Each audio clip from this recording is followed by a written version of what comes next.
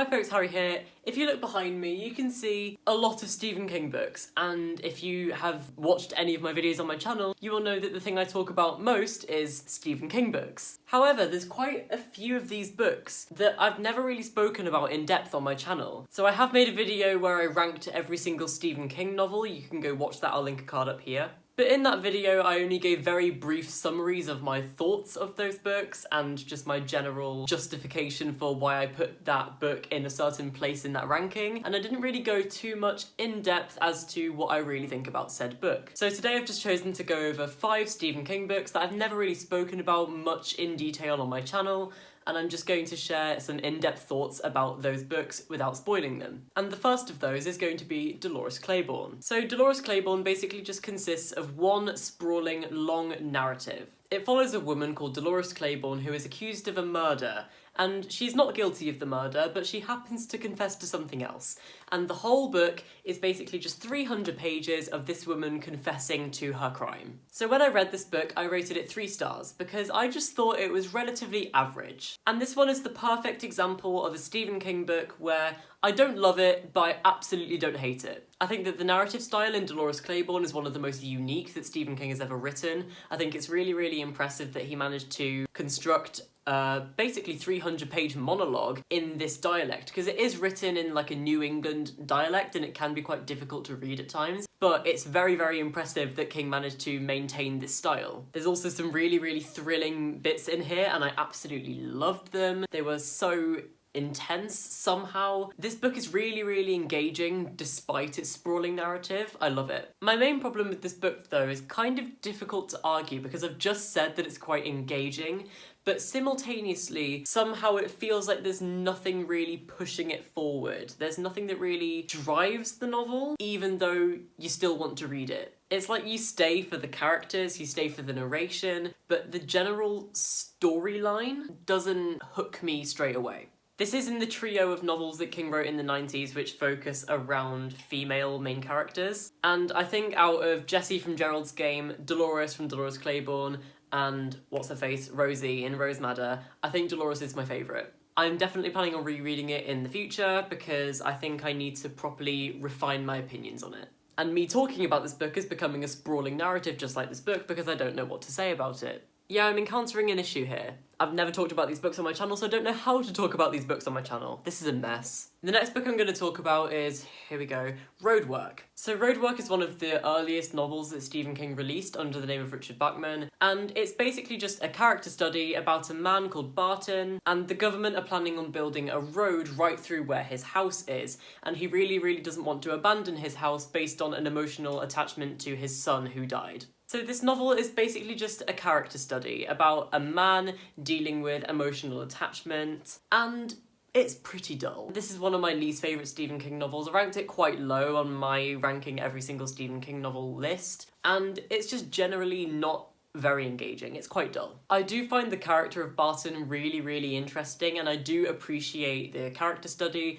and the work put into developing this character, but the story that surrounds his life is just really, really fucking boring. There is another thing that I like about this book, the champagne cork pop sound. If you read this book, then you should know what I'm on about, and if you haven't read this book, then that should be some incentive to read it, because it's funny. But aside from the interesting character study and the sound of the champagne cork, it's not very good.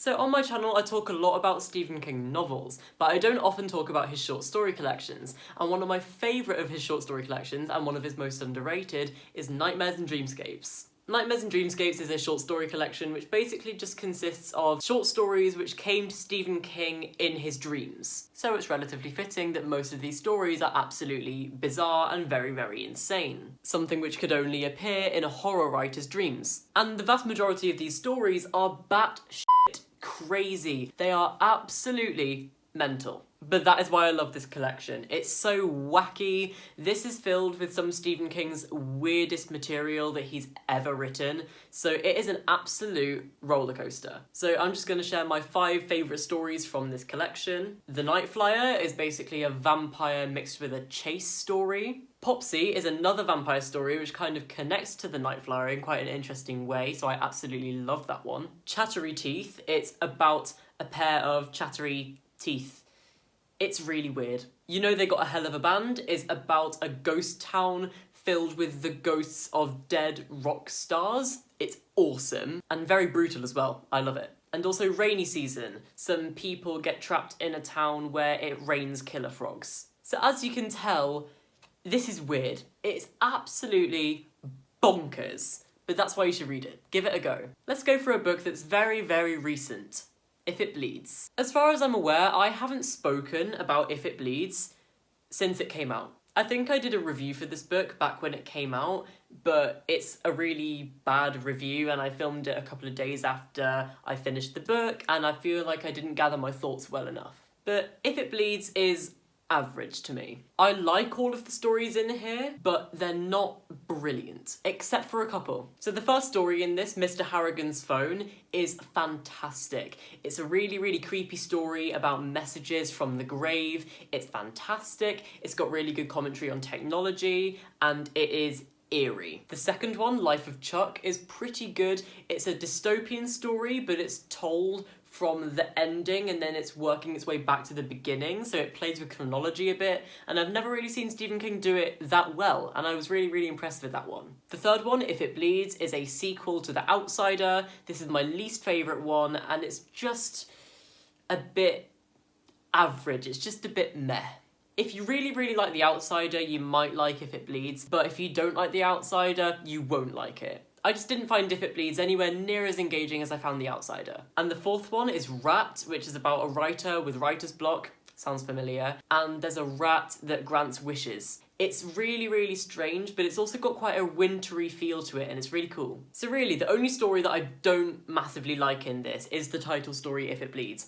The rest are relatively good, but in my opinion, it's not quite up to par with King's other novella collections, and overall it's just generally average. But I haven't spoken about this book since release, so I'm glad to be talking about it again, because I do enjoy it. So lastly, I'm going to talk about one more novel, and I think I've only ever spoken about this in my ranking every single Stephen King novel video, and that's From a Buick 8. So this novel is basically just about some creepy things that happen in the back of a car, which turns out to be a portal to other worlds than these. And while this book does deserve more credit than it gets, because this book is relatively hated amongst constant readers, it's still not great. I do quite like it. There are some things about this book that really, really reach out to me, and then there are other things about this book that I just think, yeah, no.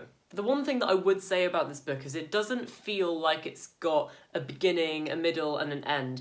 It feels like a chunk of nothing. The narrative style is really weird. It jumps between the past and the present all the time, but not in an engaging way. And the story feels so non-linear and disjointed. It's just not told very fluently. There is a mitigating factor though. King was off his tits on painkillers when he wrote this. Same with Dreamcatcher, but Dreamcatcher is a massive mess and I talk about that all the time. But I've never really talked about this book much. So while Dreamcatcher is a steaming pile of shit, this one isn't too bad because there are loads of connections to the Dark Tower series, so if you're a Tower junkie, you'll absolutely love it. And there's some really, really gruesome bits in here that are amazing to read if you're a horror fan. And there are quite a few really shocking things that happen in this book as well. So there are some things to like about it, but the reason why I don't talk about it much is because it's not really much to write home about. There's nothing that really stands out about this book more than any other Stephen King book. I mean, really it's just a repeat of Christine, but bring in more Dark Tower connections. One more thing I will say about this book though,